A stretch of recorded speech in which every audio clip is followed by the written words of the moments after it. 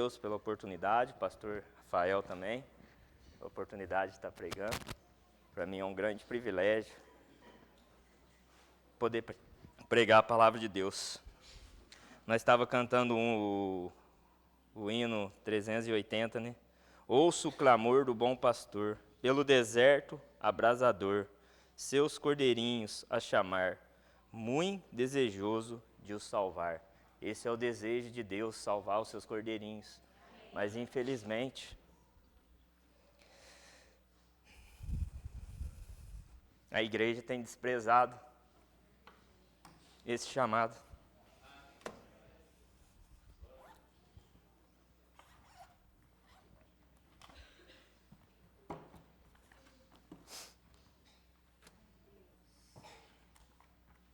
Podem abrir as suas Bíblias até Mateus 18, 12 a 14. Não vai ser o nosso texto base, eu não vou ter um texto base, vou usar alguns outros textos.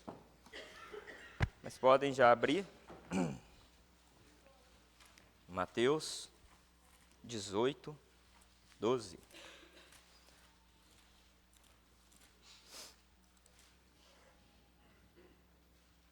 Mateus 18, 12. Todos acharam? Até o 14.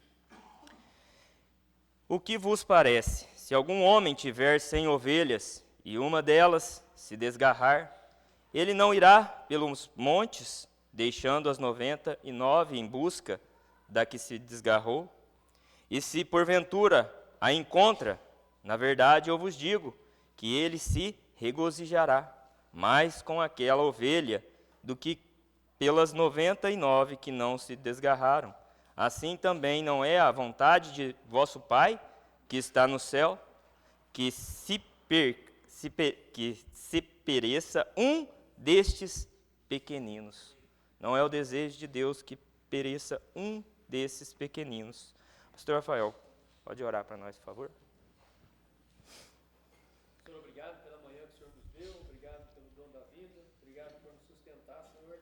Amém, Senhor. E nós rogamos ao Senhor que o Teu Espírito Santo, Senhor, fale com a Tua igreja, que tenhamos ouvido para ouvir as Tuas palavras, que elas falem, Senhor, ao coração de cada um, nós também possamos, Senhor, responder a elas, Senhor, que não sejamos indiferentes, Amém, ou ainda de coração duro, Senhor, de modo que ela não entre, mas que ela possa penetrar até o nosso íntimo, Senhor, e quebrantar os corações. Amém, Para que o Senhor faça a obra por que o Senhor favor, deseja. Senhor. Em Teu nome, em nome de Cristo, nós oramos agradecidos, Senhor. Amém. Amém. Hoje eu quero pregar um sermão simples, mas muitas vezes as coisas simples são esquecidas. Pode abrir sua Bíblia agora em Mateus 16, 26.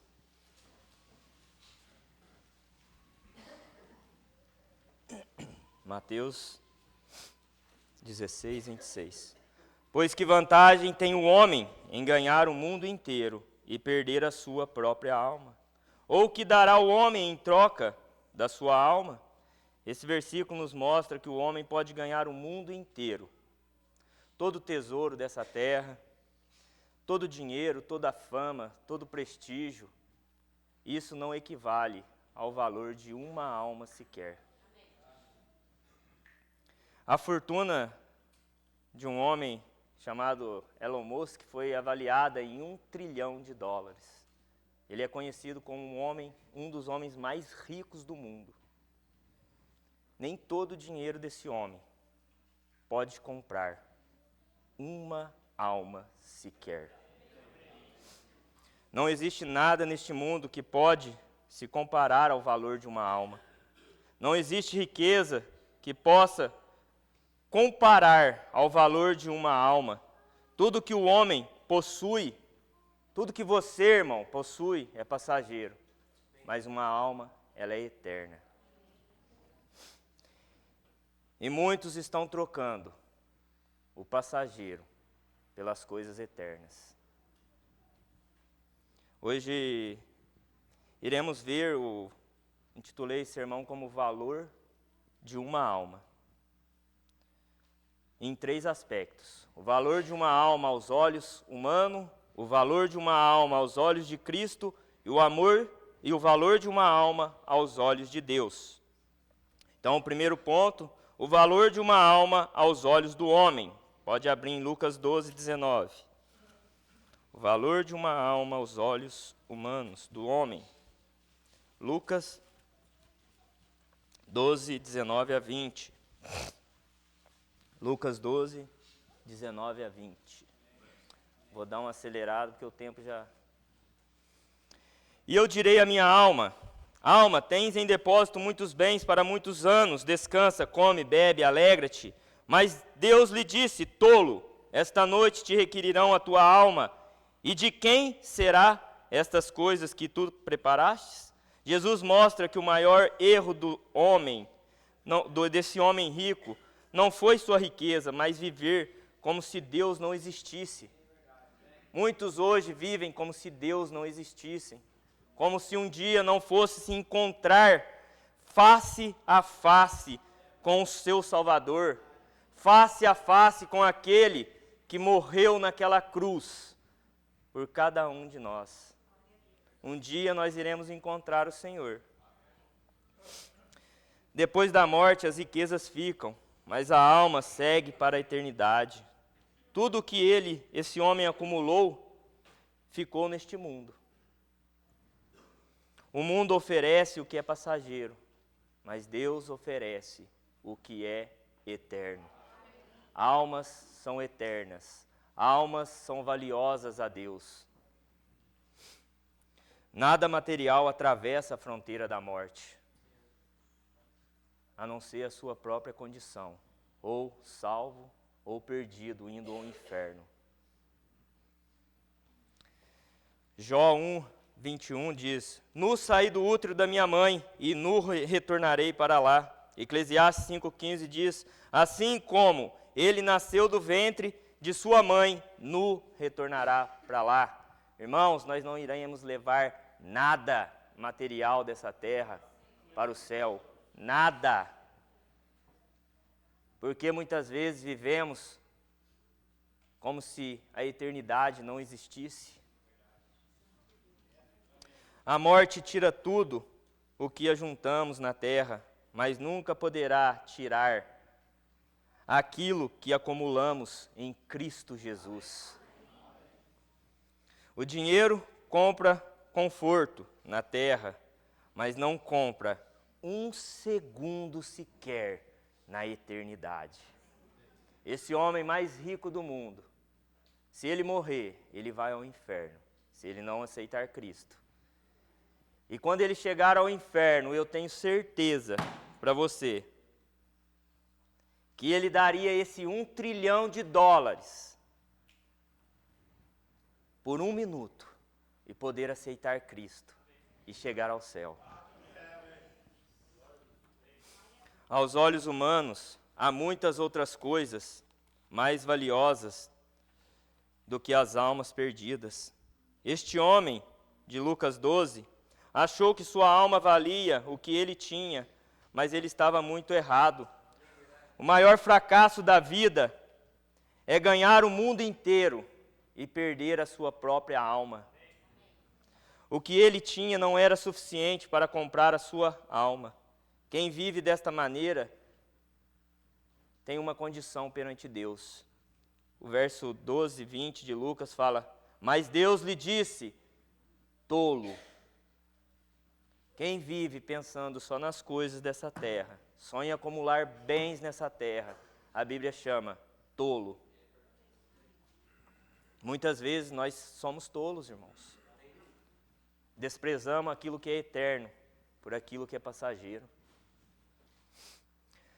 Quem não valoriza a sua própria alma é um tolo, porque troca o eterno pelo passageiro. Em 1 Timóteo 6, 7, Paulo fala: porque nada trouxemos para este mundo, e é certo que nada podemos levar dele. É tão simples isso, não é, irmão? Essa passagem que Paulo fala é tão simples. Porque nada trouxemos para este mundo, e é certo que nada podemos levar dele. Medita nessa passagem. Nós não iremos levar nada desse mundo, irmãos. Nada. Somente aquilo que fizemos para Cristo, para a glória de Cristo, para a obra de Cristo. E hoje eu me sinto privilegiado de certo ponto, ser participante da obra de Cristo nessa terra. Irmãos, nós estamos tendo estudo aqui que é uma bênção de Deus, irmãos. 90% dessas igrejas não tem mais alimento. Nós estamos recebendo banquete. Mas de que vai adiantar se você não pôr em prática? Vai inchar a cabeça, daqui uns dias está andando assim, ó. Incha, o conhecimento incha. Que adianta receber tanto instrução, tanto estudo, tanta palavra, graças a Deus por essa igreja. E lá fora, os cordeirinhos perecendo, indo ao inferno. Provérbios 11:30 diz: o que ganha almas é sábio. Irmãos, não precisamos agir como tolos. Podemos ser sábios aos olhos de Deus. Não aos olhos do mundo, mas aos olhos de Deus. Ganhando almas, levando almas a Cristo. Aos olhos do homem, a sua alma não tem muito valor. É só colocar a televisão, ligar lá, já ia falando ligar assim, não é mais assim, né, controle. Só para colocar no jornal, guerras, mortes, destruição. O homem não valoriza a sua própria alma. Irei usar o exemplo de Jonas, para mostrar que aos olhos do homem há muitas outras coisas mais valiosas do que as almas perdidas. Pode abrir lá em Jonas 1:1-3.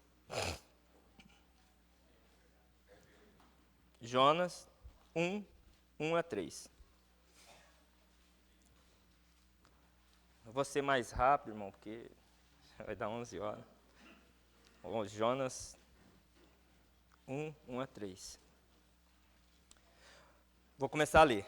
Ora, a palavra do Senhor veio a Jonas, filho de Amitai, dizendo: levanta-te, vai a Nínive, aquela grande cidade, e clama contra ela, pois a sua maldade subiu diante de mim. Mas Jonas se levantou para fugir para Tarsis, longe da presença do Senhor, e desceu a Jope, onde encontrou um navio que ia para Tarsis. Pagou, pois, a sua passagem e desceu para dentro dele, para ir com eles para Tarsis, longe da presença do Senhor. Jonas foi enviado a pregar uma mensagem de arrependimento à grande cidade de Nínive. Então Deus fala: Jonas, vai lá, prega aquela grande cidade de Nínive. Que havia mais de 120.000 pessoas, almas, perecendo. Se elas morressem, elas iriam ao inferno. E Deus já tinha pronunciado que iria destruir aquela cidade. Mas Jonas faz o quê? Não vou não. Foge para Tarsis. Jonas não se importava com aquelas almas. Aquelas almas para Jonas não tinham valor. Então ele pega e foge para Tarsis. Jonas nem ao menos gostava deles. Jonas tinha desprezo por aquele povo, por aquela cidade. Depois que Jonas foge, ele é engolido por um grande peixe. Ele passa por tribulações na navegação, que ele está fugindo de Jesus, de Deus. E ali eles jogam ele no mar, e Deus envia um grande peixe, engole Jonas, e Jonas morre e vai ao inferno. Depois que Jonas foge, Deus fala uma segunda vez com Jonas. Do inferno ele clama a Deus, e Deus ouve. Fala: então tá bom, vamos lá, vai pregar. E Deus fala uma segunda vez com Jonas. Olha Jonas 3:1-3. Jonas 3:1-3. Todos acharam? Pode ficar aí no livro de Jonas, nós vamos usar ele um pouquinho, irmão. E a palavra do Senhor veio a Jonas pela segunda vez, dizendo: levanta-te, vai a Nínive, aquela grande cidade, prega contra ela a mensagem que eu te ofereço. Então Jonas se levantou e foi a Nínive, segundo a palavra do Senhor. Ora, Nínive era uma cidade muito grande, de 3 dias de jornada. Dessa vez, Jonas obedece a Deus e prega na cidade de Nínive. Uma cidade de 3 dias, caminhada. Jonas faz em apenas 1 dia pregando a palavra de Deus. Precisou Jonas ir ao inferno para poder ir e pregar nessa cidade. Mas A mente de Jonas mudou, o coração de Jonas mudou. Ele estava no inferno, ele viu a dor, a tristeza que é nesse lugar. O inferno, irmãos, a pessoa vai estar longe da presença de Deus, longe de tudo que é bom. Ali só há choro e ranger de dentes. Vamos ver qual foi a reação de Jonas. Jonas 3:10.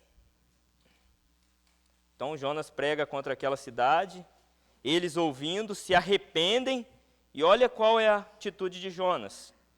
Deus viu as suas obras como se desviaram da cidade de Nínive, do seu mau caminho, e Deus se arrependeu do mal que tinha anunciado que faria a eles, e não o fez. Aqui mostra que Deus não enviou o mal que tinha mencionado aquela grande cidade. Então ele poupou aquelas 120.000 almas, por se arrependerem, por falar, não, se Deus está falando, nós vamos se arrepender. O próprio rei da cidade rasgou as suas vestes, declarou um jejum, falou todos, até os animais, proclamam um jejum, e ali aquela cidade se arrepende do seu mau caminho, dos seus pecados, e volta a Deus. Irmão, para qualquer pregador, isso seria um grande prazer, você pregando e vendo aquela multidão de gente se arrependendo e voltando a Cristo, aceitando a Cristo como Salvador. Não é uma alegria? Imagina você pregando e almas se levantando, aceitando Cristo, se arrependendo dos seus pecados, chorando, tendo convicção do pecado. Para qualquer pregador não tem maior alegria do que essa. Mas não foi assim a reação de Jonas. Olha Jonas 4, 1-4. Mas isso desagradou muito a Jonas, e ele ficou enfurecido, e ele orou ao Senhor e disse, peço-te, ó Senhor, não foi esta a minha fala, quando ainda estava em minha terra, por isso fugi antes para Tarsis, pois sabia que és um Deus gracioso e misericordioso, tardio para se irar, e de grande bondade, e que te arrependes do mal. Por isso, agora, ó Senhor, eu te imploro, tira-me a vida, pois é melhor para mim morrer do que viver. Olha a atitude de Jonas perante 120.000 almas que poderiam ter ido ao inferno, mas se arrependeram. 4. E disse o Senhor, fazes bem em ficar irado? Olha no verso 4, Deus diz, fazes bem em ficar irado? Deus está dizendo, é justo, Jonas, você ficar irado por eu não ter destruído aquelas pessoas. Jonas está irado porque Deus não cumpriu o que ele ia fazer com aquela cidade. Jonas fica irado com aquelas almas se arrependendo e voltando a Deus. Olha a atitude desse homem. Aqui mostra que o desejo de Jonas era que Deus destruísse toda aquela cidade, que todas aquelas almas fossem ao inferno eternamente. Nós estamos falando de um homem que foi ao inferno, ele viu a situação que é lá. Jonas 4:5 fala, então Jonas saiu da cidade e se assentou ao lado leste da cidade, e ali fez para si uma tenda e sentou-se debaixo dela, à sombra, até ver o que aconteceria à cidade. Aqui mostra que Jonas ainda tinha esperança que Deus iria destruir aquela cidade, que ia matar aquelas almas, que ia matar eles todos. Irmãos, nós estamos falando de um profeta, da palavra de Deus. Ele ainda tinha esperança que Deus mudaria de ideia e destruísse aquela cidade. Mas Deus dá uma lição a Jonas. Que lição é essa? Olha Jonas 4:6. Vamos ler de 6-11. E o Senhor Deus preparou uma aboboreira e fez nascer por cima de Jonas, para que fizesse sombra sobre a sua cabeça, a fim de o livrar de seu enfado. Assim Jonas se alegrou demasiadamente por causa da aboboreira. 7. Mas Deus preparou um verme quando a manhã subiu no dia seguinte, o qual feriu a boboreira, e esta se secou. E aconteceu que, quando o sol apareceu, Deus preparou um forte vento do leste, e o sol feriu a cabeça de Jonas, que desmaiou e desejou com toda a sua alma morrer, dizendo: é melhor para mim morrer do que viver. E Deus disse a Jonas: faz bem em ficar irado por causa da boboreira? E ele disse: faço bem em ficar irado até a morte. Olha a falta de educação que ele responde a Deus. 10. E disse o Senhor: tu tiveste pena da boboreira, na qual não trabalhaste nem a fizeste crescer, que nasceu em uma noite e em uma noite pereceu? 11.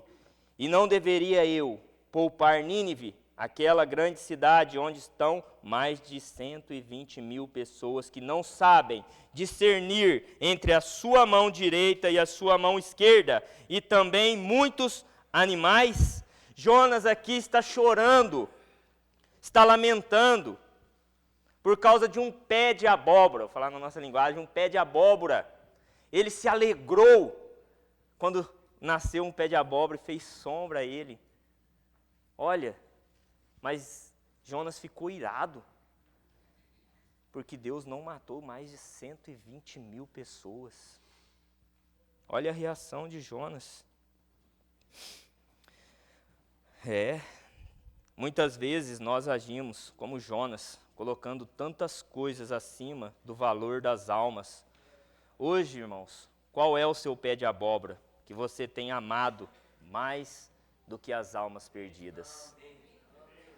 Qual é o seu pé de abóbora hoje que você tem exaltado mais do que as almas perdidas? Qual é o seu pé de abóbora que te impede de levar almas a Cristo? Nestes anos, eu tenho visto nos ministérios de evangelismo, públicos, praça, evangelismo de porta em porta, hospital, o desprezo que os salvos têm.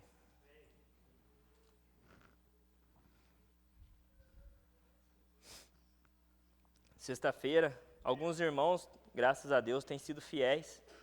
Eu louvo a Deus pela vida. São poucos, mas tem irmãos ainda fiéis que estão ainda participando desses ministérios. Sexta-feira eu fui para a praça, peguei a placa aqui e fui. Cheguei lá, a hora que deu 7h10, 7h15, falei, vamos pregar. Aí estava eu e a Ana olhou para mim: pai, o senhor vai pregar sozinho? Falei: não, filho, nós não estamos sozinhos.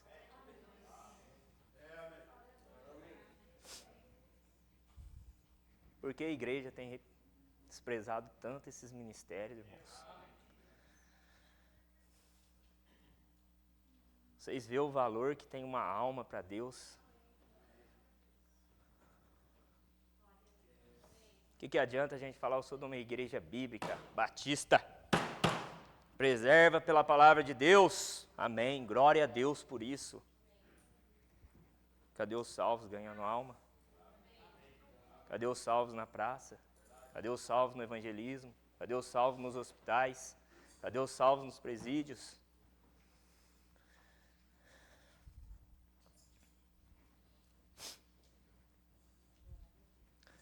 Nós muitas vezes nos alegramos de ter a verdade.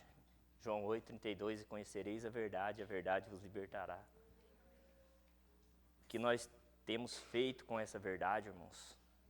Milhares de almas indo ao inferno a todo instante. O que você tem feito com a verdade? Tem guardado somente para você?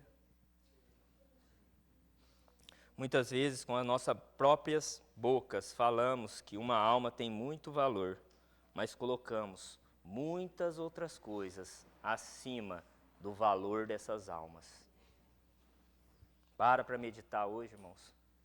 Qual é o pé de abóbora que você tem colocado acima do valor das almas? O comodismo, a preguiça, a falta de tempo, os bens materiais, a vaidade, a ganância. Qual é o seu pé de abóbora hoje? Muitas vezes estamos como Jonas, dormindo no porão do navio. Jonas não estava nem aí com aquelas almas. E nós lendo essa passagem, fala como que Jonas poderia ter tanto desprezo por uma alma. E muitas vezes nós sentamos em cima das nossas próprias mãos, enquanto milhares de almas vão ao inferno. Não devemos julgar Jonas, porque agimos como ele. Segundo ponto. Quanto vale uma alma aos olhos do Senhor Jesus? O valor de uma alma para Jesus era maior do que o valor moral de uma vida, de uma pessoa. Então, Jesus não se importava a quem ele pregava, se era pobre, se era rico, se tinha dinheiro, se não era, se era uma prostituta, se era um cobrador de impostos. Jesus não se importava. Não é que ele não se importava. Deus se alegra, sim, de um homem justo que tem uma vida mais dedicada a Deus. Você vê em Jó, que ele fala para Jó, quando Satanás se apresenta, tem visto Jó, homem íntegro e reto, que se desvia do mal. Isso não dá ênfase para a gente fugir de uma vida moral perante Deus. Um grande exemplo é Zaqueu. Muitos desprezavam Zaqueu, por ele cobrar impostos até acima do que os romanos cobravam. Então ele era detestado pela sociedade, ele era privado da sociedade. Aonde ele chegava, eu tenho certeza que o povo saía. Mas Jesus não se importou. Jesus levou a salvação a ele dentro da sua própria casa. Jesus salvou Zaqueu enquanto todos os desprezavam. Faz uns 15 dias eu estava passando ali perto daquele posto macaco. Eu conheço como posto macaco, não sei se mudou o nome ali no São João. Eu passei, dei a volta, estava vindo embora para casa, e tinha um senhor sentado, onde que ele fica sentado ali num galpãozinho. Eu passei, olhei, mas nem se importei. E eu fui tomado de uma convicção tão forte do Espírito Santo. Falou, volta, prega para aquele homem. Eu falei, não, senhor, a carne já começa a dar desculpa, ele está bêbado. Ele não vai entender nada que eu vou falar. Enquanto eu não fiz aquela rotatória e voltei e conversei com aquele homem, eu não tive paz. E eu comecei a evangelizar o Geraldo. Primeiro eu entreguei um panfleto, falei, se ele estiver bêbado, eu já vou embora. O homem estava são. Falei, sentei, falei, Geraldo, posso sentar com o senhor aí? Pode. Comecei a evangelizar ele, ele falou, nossa, eu nunca tinha entendido o evangelho dessa forma, tão simples.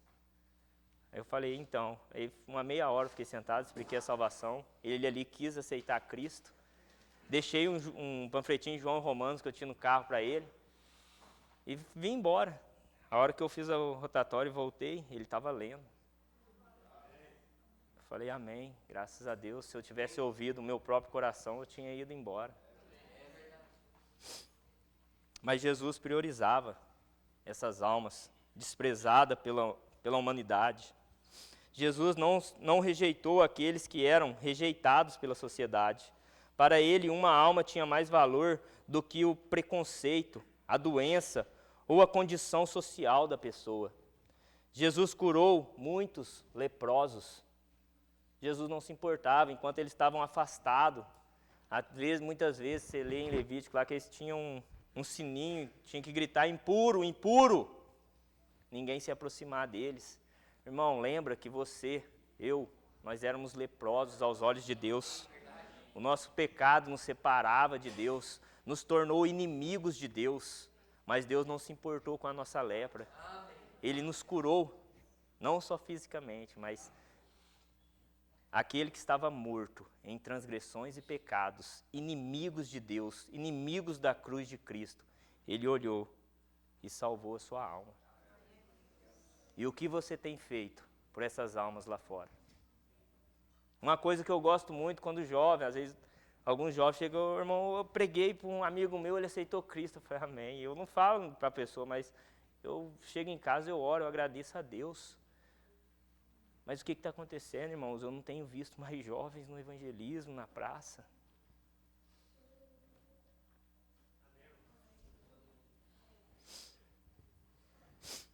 Jesus curou um leproso. Jesus prioriza as almas perdidas mais do que a pobreza. Vemos isso bem claro quando olhamos para nós mesmos. Jesus não se importou a nossa razão social, ou se éramos inteligentes ou burros, o que praticávamos, o que fazíamos. Ele não se importou, irmãos. Ele salvou esses miseráveis pecadores que estão aqui dentro hoje sentados, do qual eu faço parte. Segundo ponto do amor de Jesus às almas. O valor de uma alma aos olhos de Jesus era maior do que as riquezas que um homem poderia possuir. Jesus encontra com um jovem rico, moralmente bom, uma pessoa que cumpria a lei desde a sua meninice ali. Jesus pega, olha para ele, começa a explicar para ele, falando. Ele chega, Jesus, bom mestre, o que faço para herdar a vida eterna? Jesus fala, vai, vende tudo que tens, dá aos pobres. Jesus identificou o ídolo no coração daquele jovem. E ele viu que ele estava priorizando mais os bens materiais do que a sua própria alma. Jesus apontou esse pecado na vida desse homem. Você acha que Jesus não faz o mesmo com a igreja hoje? Ele faz, irmãos. Aí vai, como está teu coração?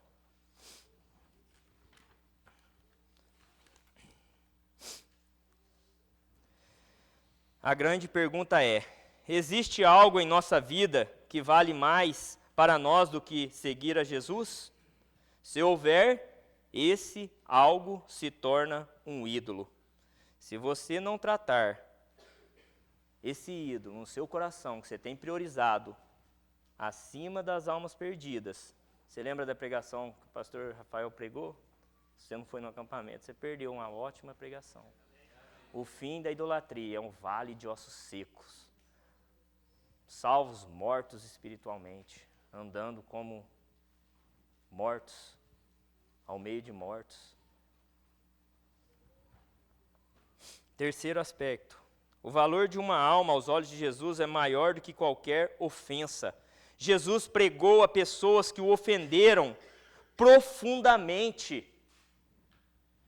Jesus é humilhado e desprezado pelas autoridades judaicas. Jesus é humilhado e desprezado pelo povo. Foi humilhado e desprezado até por aqueles que estavam na cruz ao lado dele. Se você é filho de Deus, desça daí. Eles passavam e zombavam de Jesus. Batiam na face de Jesus.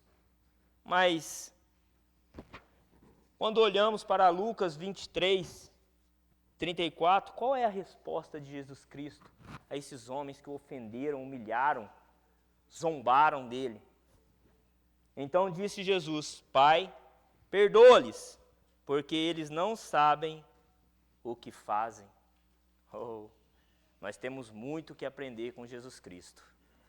Nós temos muito que aprender com o Senhor Jesus Cristo. Mesmo desprezado, a atitude do Senhor foi levar mais em consideração a alma deles do que o desprezo e rejeição deles. O exemplo de Jesus nos ensina muitas vezes muitas vezes nós falamos, eu não vou pregar para aquele vizinho meu não, tá louco? Ele fica a noite inteira com aquele som ligado, incomodando, quem morra mesmo, vai para o inferno. Quem nunca teve essa reação? Mas Jesus não. Ele olhava para aquele povo zombando, rejeitando dele. Ele se importava mais com a alma deles. Muitas vezes nós falamos de salvação para pessoas que nos ofende, nos humilha. Nós devemos seguir o exemplo de Jesus, considerar a alma mais do que o desprezo e a rejeição. Muitas vezes, se seguirmos esse exemplo de Jesus Cristo, na igreja local hoje, muitas coisas seriam resolvidas. Eu não converso com meu irmão me desprezou, me humilhou. Sim. Eu não converso com a minha irmã porque ela me humilhou, Sim. Olha para Cristo. Olha para Cristo. Se ele fosse olhar isso, nenhum de nós estava sentado aqui hoje. Quantas vezes em nosso coração, em nossa atitude, em nossa mente, nós rejeitamos a Cristo, mas ele não leva em consideração. Porque nós queremos fazer mais do que Deus. Ah não, ele me humilhou, ele me desprezou. Não quero mais ele não. Terceiro ponto, o valor de uma alma aos olhos de Deus. Terceiro e último ponto, irmãos. Podemos ver claramente o valor de uma alma aos olhos de Deus em que ele não tem prazer em condenar uma alma sequer ao inferno. Olha o amor de Deus pelas almas perdidas. O amor de Deus por essas almas. Ezequiel 18, não precisa ir lá não, irmão. Ezequiel 18, 23 diz: tenho eu qualquer prazer em que todo perverso morra, diz o Senhor Deus, e não que ele se desvie dos seus caminhos e viva. A vontade de Deus é que todos venham ao conhecimento da verdade, se arrependam e sejam salvos. Olha o amor de Deus pelas almas, inimigos de Deus, e Deus querendo que eles sejam salvos. 2 Pedro 3,9 diz: o Senhor não é tardio a respeito da sua promessa, ainda que alguns homens a tenham por tardia, mas é longânimo para conosco, não querendo que nenhum se perca, senão que todos cheguem ao arrependimento. O valor de uma alma a Deus é tão alto que ele olhou para este mundo e não achou nada. Irmãos, o mundo inteiro hoje que nós vivemos, o valor de uma alma para Deus é tão alto que ele olhou para esse mundo e não achou nada que se comparasse ao valor de uma alma. Olha o amor de Deus por uma alma. Eu estou falando uma única alma. De que adianta o homem ganhar o mundo inteiro e perder a sua alma? Olha o valor de uma alma para Deus. Junta todos os tesouros desse mundo, acumula tudo. Deus olha com desprezo, fala: isso não vale a alma do Hudson ali, aquele pecador. Do pastor Rafael, do irmão Conde. Todos aqui. Aqueles que estão lá fora. 1 Pedro 1,18 diz: porquanto vós sabeis que não fostes redimidos com coisas corruptíveis, como prata ou ouro, de vossa vã maneira de viver, a qual recebeste de vossos pais. O preço pago por Deus pelas almas mostra o valor que as almas têm para Deus. Qual foi o preço pago pelas almas? Todos conhecem. João 3,16? Porque Deus amou tanto ao mundo, que deu seu Filho unigênito, para que todo aquele... Olha, todos nós sabemos de cor, mas o triste é que nós ignoramos o valor dessas almas.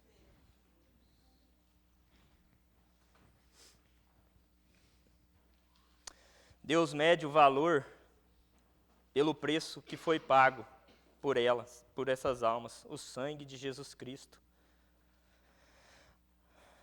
Olha Romanos 8, 32.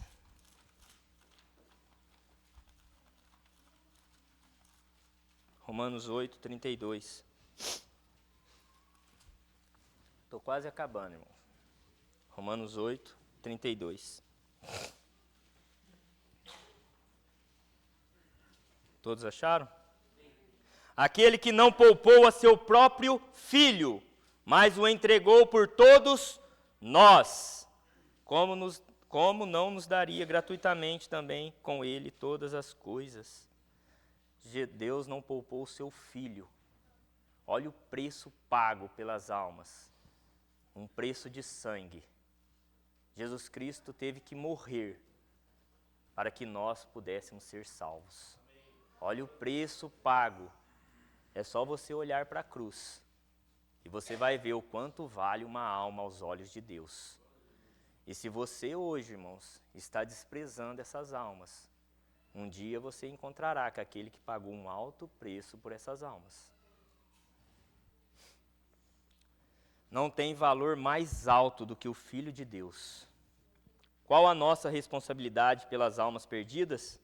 Ezequiel 3,18 fala: quando eu disser ao perverso, tu certamente morrerás, e tu não o avisares, nem falares, para advertir o perverso acerca do seu caminho perverso, para salvar a sua vida, este homem perverso morrerá na sua iniquidade, mas o seu sangue eu exigirei da tua mão. Deus falou essas palavras a Israel, mas o princípio dessas palavras ecoa pelos séculos até hoje. Deus vai requerir essas almas da igreja. Quem é enviado a pregar lá fora, eclésia, significa o quê? Igreja não é vivida dentro de 4 paredes, irmãos. Igreja é vivida lá fora também.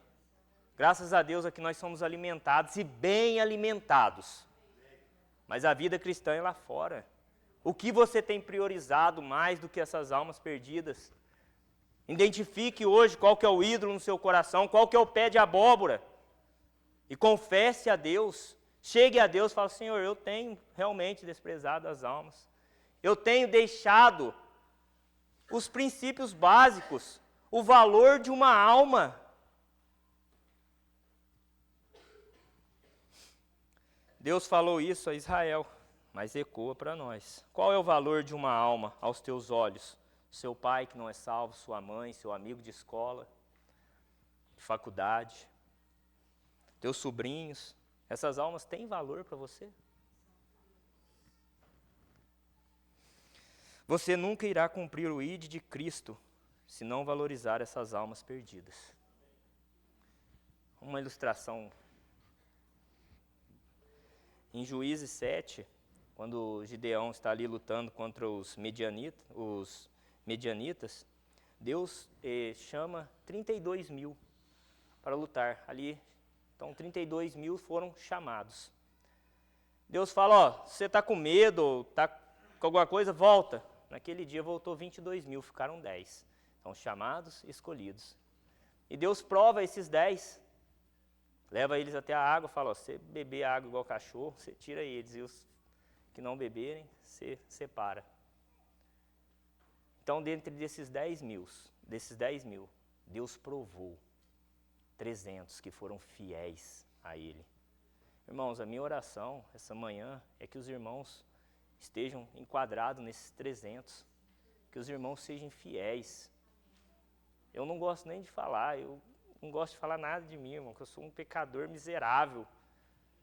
Essa madrugada eu acordei, às 3 horas da manhã eu orei para que Deus possa tocar o coração dos irmãos, ao valor dessas almas que estão indo ao inferno. Para que Deus possa convencer. Eu não tenho poder para convencer vocês, irmão. Muitos vão sair daqui, vai almoçar e acabou, esqueceu. Quem pode convencer é o Espírito Santo. E a minha oração é essa, que vocês se encaixem nesses 300, sejam fiéis até a volta de Cristo. Imagina esses fiéis, esses 300 voltando para suas cidades, suas casas, com glória, sendo recebido por aqueles que o abandonaram, que não quiseram ir, que foram testados, mas não passaram no teste. Imagina esses 300 chegando e o povo olhando, e eles com glória por ter vencido aquele grande exército. Irmãos, como nós vamos voltar para casa? Com glória ou com cinzas? Com coroas ou com vergonha?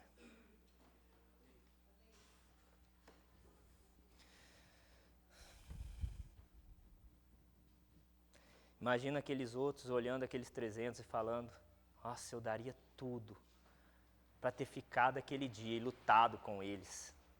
Imagina os filhos daqueles homens que abandonaram a luta. Quando eles crescem, falam: pai, o senhor fez parte daqueles 300? Pai, o senhor venceu aquele... Não, eu voltei para casa, eu abandonei a luta. Qual é o exemplo que você está deixando para os seus filhos hoje, irmãos? Para os seus netos? Eles têm visto você se posicionando ao lado de Cristo no meio deste mundo perdido?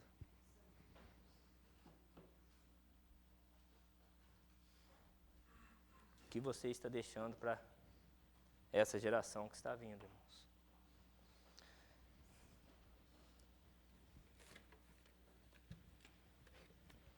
Podem abrir a sua Bíblia no Cantor Cristão 447,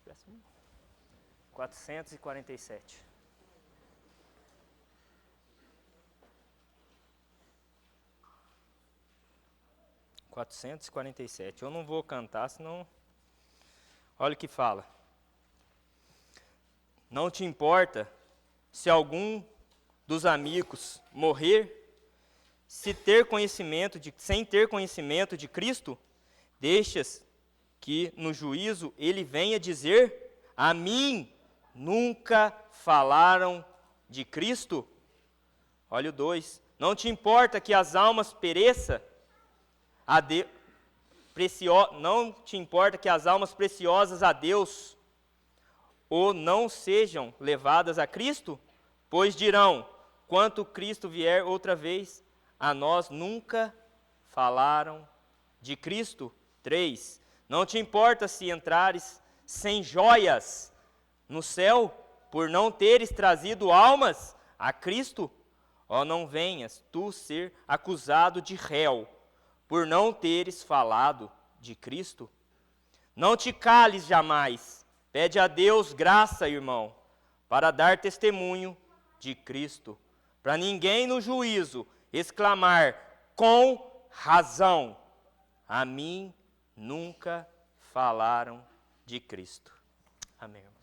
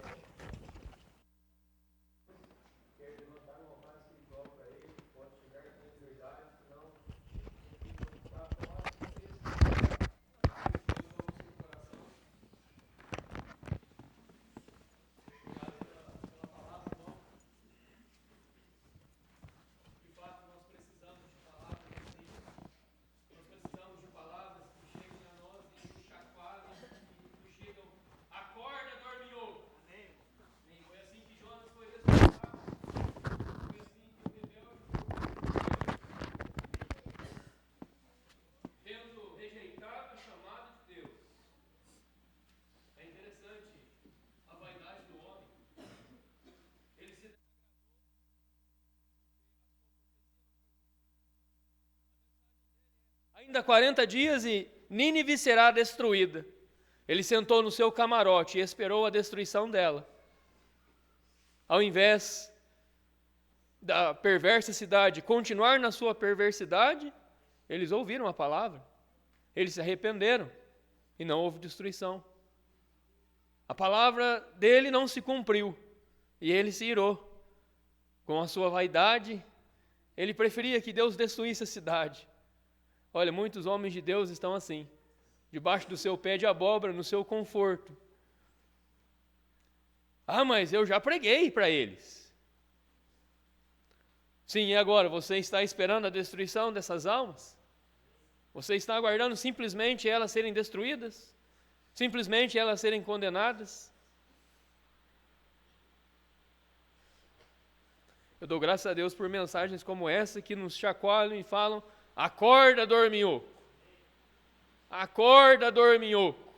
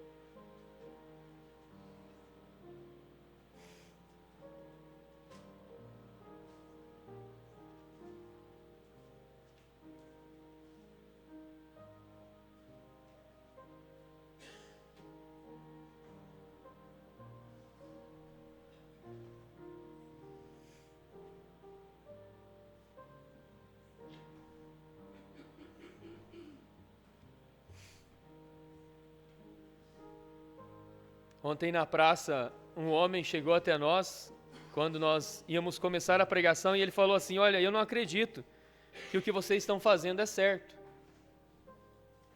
E é a opinião dele. Mas sabe o valor da opinião dele? O mesmo valor da minha. Não importa qual é a opinião dele ou qual fosse a minha. O que importa é aquilo que Deus ordenou. Deus disse ao profeta: pregue, quer ouçam ou deixem de ouvir, pregue. O apóstolo Paulo diz: ai de mim se não anunciar o evangelho, ai de mim. O que nós devemos obedecer, não é por se as pessoas vão ouvir ou não, se vão se arrepender ou não, se vamos ver frutos ou não. Não cabe a nós a conversão, a mudança, cabe a nós a pregação. Quem muda, quem convence é Deus. A minha parte é pregar. E é só essa. É só essa, é pregar. É pregar, mas também pregar não sendo um hipócrita. É pregar vivendo aquilo que se prega. Mas quem convence é Deus. Quem vai convencer é Deus. Eu sei porque ele falou isso. Ele fica ali na praça, sentado, observando. E ele certamente não vê pessoas parando, pessoas dando ouvidos, pessoas se importando. Ele vê a indiferença das pessoas. Mas independente da indiferença delas, não importa se elas estão parando, se elas estão ouvindo, ou se elas estão baixando a cabeça, ou xingando, não importa a reação delas. Eu creio naquilo que a palavra de Deus manda e ordena, e eu creio que ela é poderosa, e que ela não volta vazia, e que ela é capaz para salvar alguns daqueles. Eu creio. Eu dou graças a Deus por homens que não pensavam desse jeito, porque se fosse assim eu não estaria aqui, não teria conhecido Cristo. Eu só conheço Cristo porque alguém chegou até na minha casa, se importando com a minha alma, e me declarou a verdade em Cristo. É por isso que eu estou aqui, porque alguém se importou com a minha alma. Senhor, obrigado por essa manhã que o Senhor nos deu. Nós somos gratos ao Senhor pelo que recebemos do Senhor. Obrigado por essa mensagem, que ela, Senhor, possa de fato ser o chacoalhão que nós precisamos, enquanto sonolentes, Senhor, enquanto embalados pelo comodismo, embalados, Senhor, pelos muitos afazeres, Senhor, dessa vida moderna corrida.